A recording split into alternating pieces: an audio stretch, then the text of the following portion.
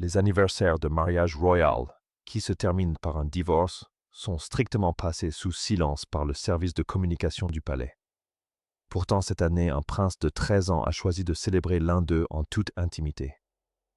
Aucun toast officiel, aucune nouvelle photo, aucune mention dans le communiqué officiel de la cour.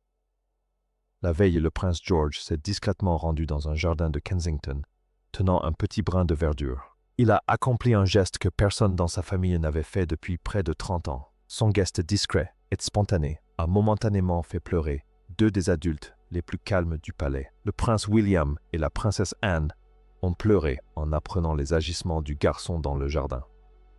Pour comprendre cet événement poignant, il faut se pencher sur la date qui en est à l'origine. Le roi Charles et la princesse Diana se sont mariés à la cathédrale Saint-Paul le 29 juillet 1981. Depuis leur divorce, en 1996, cet anniversaire controversé est commémoré chaque année dans un silence institutionnel total.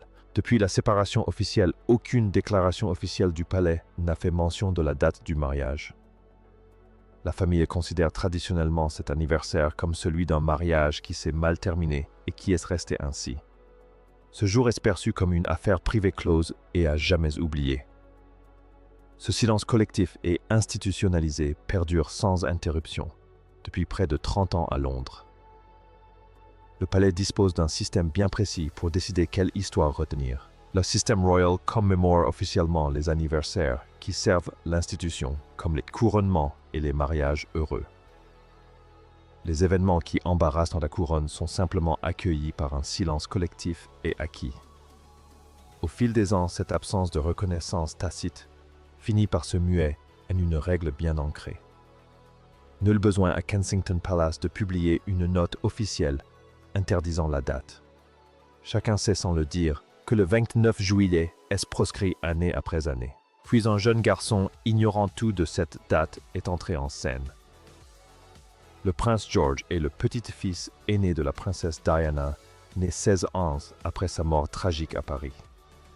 Il ne l'a jamais rencontrée et n'a absolument aucun souvenir de sa voix ni de son visage. Pour George, elle est une figure historique qui n'existe plus que dans de vieilles images d'archives. Il ne la connaît qu'à travers le regard de son père lorsqu'on prononce son nom. Pourtant, le petit élément vert qu'il portait dans le jardin est chargé d'histoire nuptiale.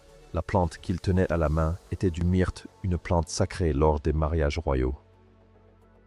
Depuis 1858, chaque mariée royale portait un brin de myrte dans son bouquet. Cette coutume remonte à la fille aînée de la reine Victoria, qui utilisa des boutures provenant d'Osborne House. Après chaque mariage, une bouture de myrte est renvoyée à Osborne House et replantée. Ce procédé crée un lien indéfectible tissé à travers les mariages de la famille de génération en génération. Le myrte qui ornait le mariage de Diana en 1981 est le même que celui de Catherine en 2011. C'est un lien vivant et tangible qui a discrètement résisté à chaque divorce et scandale public. La famille de Victoria a choisi le myrte car toute sa symbolique représente un amour éternel. Ils ont opté pour une plante à feuillage persistant afin de symboliser une continuité qui traverse les saisons froides. Le mariage de Charles et Diana offre un contre-exemple saisissant à ce symbole si précieux. Le monde entier a assisté à leur union, puis à leur divorce. Pourtant, la fleur de leur mariage, symbole d'une tradition immortelle, a su perdurer. George a puisé dans cette chaîne historique ininterrompue et en a tiré un maillon pour sa grand-mère. Pendant plus d'un siècle, cette fleur sacrée n'avait été offerte qu'au mariage. Le jeune prince fut le premier à déposer une fleur de myrte sur une tombe. La statue commémorative de la princesse Diana se dresse dans le jardin, en contrebas du palais de Kensington, depuis 2021. Ce jardin a été réaménagé avec ses fleurs préférées afin de rappeler les douces couleurs de sa garde-robe. Cependant, ce lieu de recueillement n'avait aucun lien avec l'ancienne tradition du myrte. Le myrte, symbole de mariage, était associé à la célébration, tandis que la statue de bronze était exclusivement dédiée au deuil. Pendant de longues années, la famille a soigneusement et délibérément maintenu ces deux espaces séparés. Les réunir revenait à admettre que la femme du jardin avait été jadis la mariée rayonnante. Les adultes évitaient de passer d'une pièce à l'autre pour empêcher ce souvenir douloureux de ressurgir. Il a fallu qu'un enfant ignorant les règles du silence les relie. Il a apporté la fleur de mariage au jardin du souvenir pour les réunir à nouveau. Le brin de myrte ne provenait même pas des jardins d'Osborne House, sur l'île de Man. Il était issu d'une bouture soigneusement cultivée dans le jardin clos du palais de Kensington. Ce plante issue de la plante victorienne d'origine était réservée au mariage. Personne n'a expliqué comment une telle demande de fleurs de mariage était parvenue au jardinier. Pourtant, la requête fut discrètement approuvée et le myrte lui fut remis. Les jardiniers auraient facilement pu signaler cette demande inhabituelle et en parler à leurs supérieurs. Ils sont formés pour transmettre toute situation sortant de l'ordinaire à un secrétaire particulier. Au lieu de cela, quelqu'un a discrètement acquiescé, coupé le brin et gardé le silence. Ils ont immédiatement compris que la demande émanait d'une sphère qui échappait aux règles habituelles. Ce consentement anonyme fut le premier acte discret de complicité dans son plan. Toute une chaîne de personnes a discrètement choisi de ne pas s'opposer au projet du jeune prince. Selon une source proche de la famille royale, l'intérêt de George pour ce projet a débuté plusieurs semaines auparavant. Il contemplait une vieille photo de sa grand-mère le jour de son mariage. Il s'est tourné vers son père et lui a posé une simple question à propos de son bouquet. William n'a pas seulement répondu à son fils. Il a organisé lui-même la cueillette en secret. Il court-circuita complètement ses écuyers, ses secrétaires particuliers et le service de presse du palais. L'héritier du trône s'assura que son fils puisse obtenir le myrte. Il brisa ainsi 30 ans de silence concernant le mariage de Sesperance. Il n'annonça pas sa décision et ne la consulta pas non plus auprès des conseillers de son père. Il agit uniquement en père protecteur, répondant à la curiosité de son jeune fils. William avait 15 ans lorsque sa mère est décédée tragiquement à Paris. Il a dû suivre son cercueil à pied dans les rues de Londres. Le monde entier l'a vu garder son sang-froid lors des funérailles publiques de sa mère. Un traumatisme infantile aussi profond ne s'efface jamais complètement. Depuis, William veille discrètement sur la façon dont la mémoire de Diana est honorée. Il garde précieusement le souvenir de sa disparition, loin des rouages de la communication institutionnelle. Il tient cette machine d'une certaine manière, responsable de la tragédie qui lui a coûté la vie. Aussi, lorsque son fils aîné lui a demandé des précisions sur les fleurs du mariage, il n'a pu refuser. Il a discrètement arrangé le myrte en secret, loin de tout agenda officiel. Ce qu'il n'avait pas prévu, c'était ce que George ferait de ce brin. On ne peut contrôler ce que devient un objet sacré entre les mains d'un enfant. C'est là que cette histoire discrète s'inscrit dans un schéma familial plus vaste. La princesse Anne est souvent apparue comme la gardienne silencieuse de la mémoire de Diana. Elle est celle qui comprend le langage ancestral des traditions familiales. Elle sait ce que signifie le myrte, sans qu'il soit nécessaire que les courtisans le lui expliquent. Les tabloïds ont longtemps dépeint Anne comme une princesse froide, obsédée par les chevaux et insensible. Cette caricature d'une incroyable facilité passait complètement à côté de sa véritable personnalité. Anne n'est pas une femme froide, mais elle est extrêmement disciplinée. Elle refuse d'exposer ses sentiments les plus intimes devant les caméras. Pourtant, elle demeure aujourd'hui la personne la plus discrètement loyale de toute la famille royale. Elle comprenait la portée symbolique d'une fleur de mariage déposée dans un jardin du souvenir. Elle fut la première à saisir le sens des gestes de George. Le soir du 28 juillet, George pénétra silencieusement dans le jardin en contrebas. Il n'était accompagné que d'un seul agent de protection rapproché de confiance à la tombée de la nuit. Il ne laissa pas le myrte sur le socle de pierre pour être photographié. Il s'agenouilla et enfonça la tige verte directement dans la terre humide. Il cacha la fleur au pied de la statue de bronze. Le visiteur, le lendemain matin, devrait savoir précisément où la trouver. George resta silencieux un bref instant, puis quitta le jardin. Le prince de 13 ans avait délibérément dissimulé son geste au monde. Il n'a pas agi pour les caméras ni pour obtenir l'approbation du public. Il l'a fait simplement parce qu'il estimait que sa grand-mère, aujourd'hui disparue, le méritait. Il a choisi un geste intime et discret, plutôt qu'une mise en scène publique. Cet instinct de préserver l'intimité était une caractéristique remarquablement semblable à celle de Diana. Il a renoncé à la facilité de se créer une image médiatique très populaire. Le palais aurait facilement pu diffuser l'image pour s'assurer les éloges du public.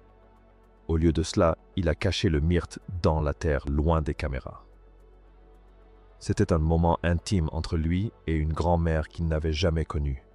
Les enfants royaux grandissent dans un monde où l'amour est mis en scène. Pourtant, il avait compris instinctivement que les gestes les plus sincères restent discrets. Nous ignorons ce qui lui passait par la tête lorsqu'il était agenouillé là. Il n'avait aucun souvenir personnel d'elle qui puisse raviver son chagrin. Peut-être a-t-il absorbé la douleur silencieuse et pesante que son père porte chaque jour. Ou peut-être a-t-il simplement perçu un vide là où sa grand-mère aurait dû être. Il a choisi de combler ce vide avec la seule chose qui comptait vraiment pour lui. Une personne savait où chercher dans le jardin en contrebas.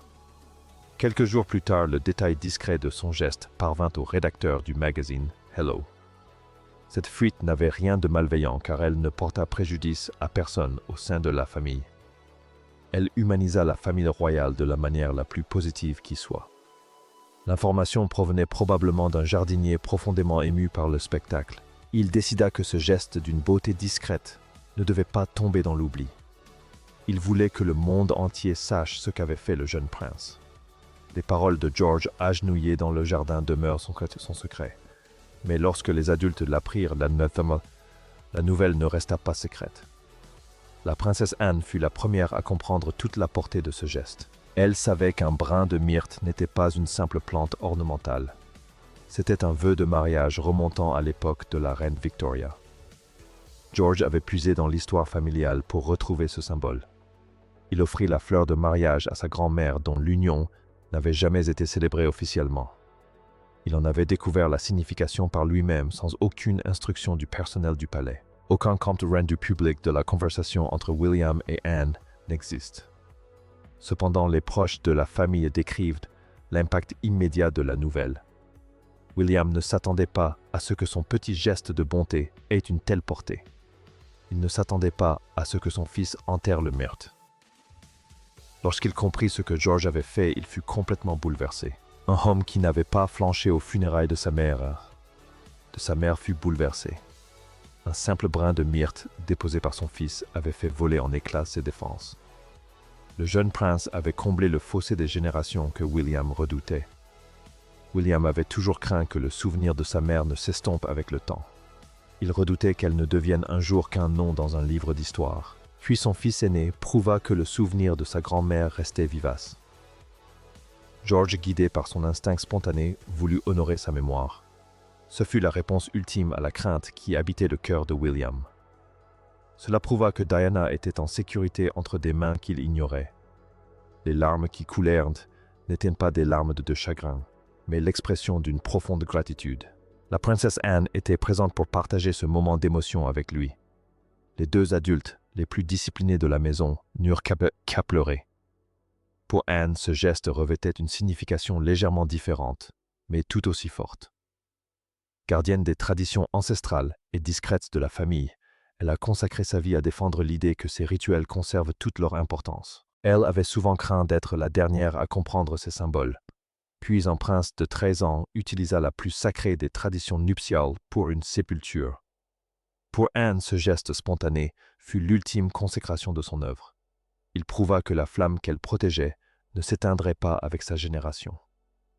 Voir un enfant s'emparer de cette flamme de lui-même fut bouleversant. La génération suivante avait choisi d'honorer la mémoire de Diana sans qu'on le lui demande. Le roi Charles fut informé du geste de son petit-fils le lendemain matin.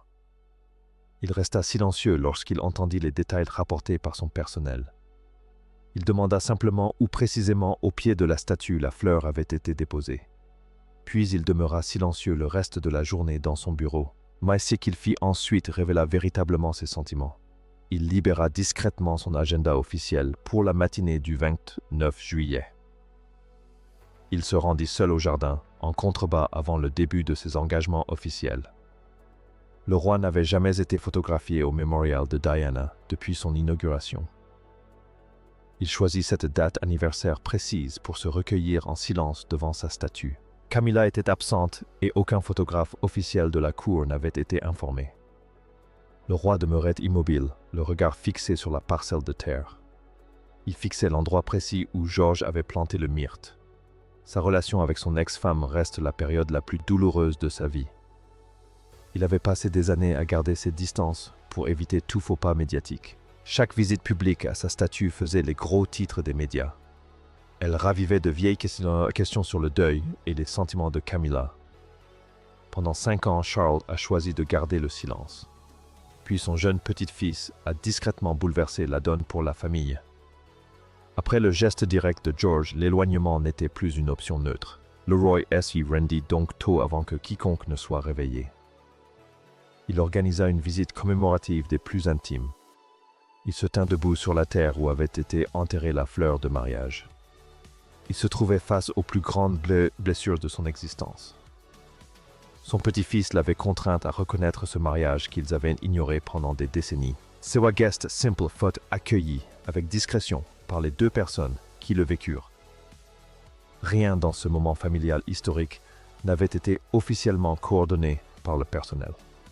La demande de George était née d'une vieille photographie et non d'une instruction du palais. L'aide de William était celle d'un père répondant à son fils et non une opération de relations publiques. L'émotion d'Anne était totalement spontanée et préservée des caméras. La visite matinale de Charles eut lieu après coup sans plus rien à organiser. 3 générations de la famille, chacune de leur côté, avaient ressenti la même chose. Elles avaient choisi de lui rendre hommage sans attendre que les autres fassent le premier pas. On ne peut ni fabriquer ni simuler ce genre d'émotion familiale authentique. Elle n'apparaît que lorsque le sentiment au-delà du protocole est profondément sincère. Presque tout ce que cette famille fait en public est soigneusement orchestré par des équipes.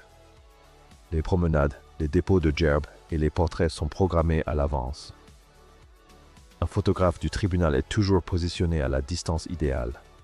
Pourtant, la machine médiatique était totalement absente de cette histoire empreinte de discrétion. Aucun service de presse n'a couvert le geste du garçon ni immortalisé les larmes de la famille. Ce manque de mise en scène a rendu ce moment d'autant plus authentique. Nous avons assisté à une scène familiale où les émotions étaient à fleur de peau dans l'intimité. Le public n'a découvert l'histoire que plus tard par des moyens détournés. C'était un rare et beau moment de sincérité royale, sans aucune mise en scène. Le jeune prince a prouvé que le souvenir de sa grand-mère n'était pas qu'une simple image de marque. Il n'a pas planté le myrte pour redorer l'image de l'institution. Il l'a enterré là où aucun appareil photo ne pourrait jamais le trouver.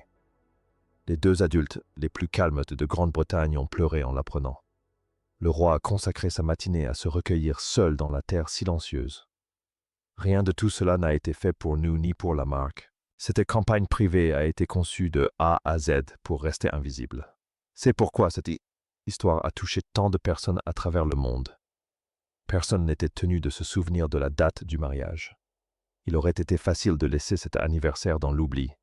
Le fait qu'un enfant ait choisi de le commémorer malgré tout était révélateur. Cela révèle comment la génération suivante entend perpétuer sa mémoire. Elle ne s'appuiera ni sur des jardins rebaptisés, ni sur des portraits officiels au palais. Elle l'honorera par des gestes discrets, personnels et empreints de discrétion. Ceci représente un modèle de monarchie radicalement différent pour l'avenir. L'institution a toujours eu par instinct une volonté de contrôle envers Diana. Il voulait contrôler le récit et la gérer à distance.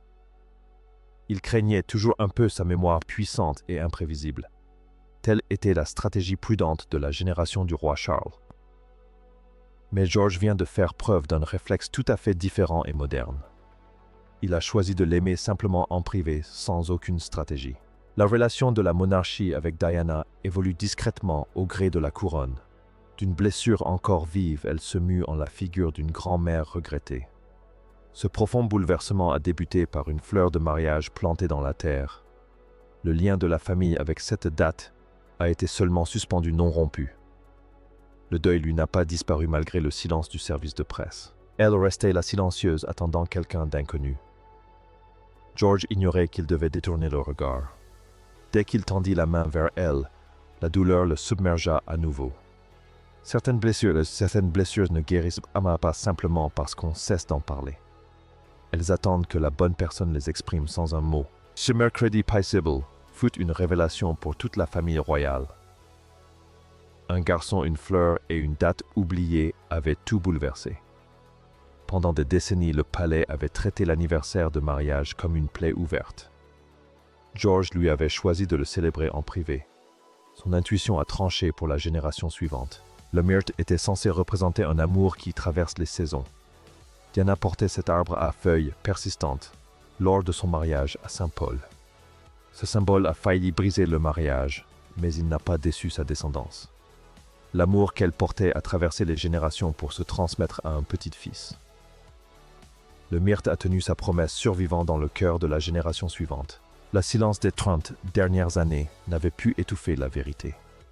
Il n'avait fait que maintenir la douleur latente enfouie. Au moment où George planta le myrte, le silence fut rompu à jamais. Le futur roi avait honoré sa grand-mère d'un vœu discret et éternel. L'héritage de la princesse Diana était désormais entre de bonnes mains. La princesse Anne a repris ses engagements royaux nationaux. Elle continue de servir le pays avec le dévouement discret qui la caractérise. Son rôle dans la préservation de la mémoire de sa famille est respecté de tous. Les archives permanentes de Windsor en témoignent silencieusement. La maison de Windsor s'engage désormais dans un avenir rigoureux,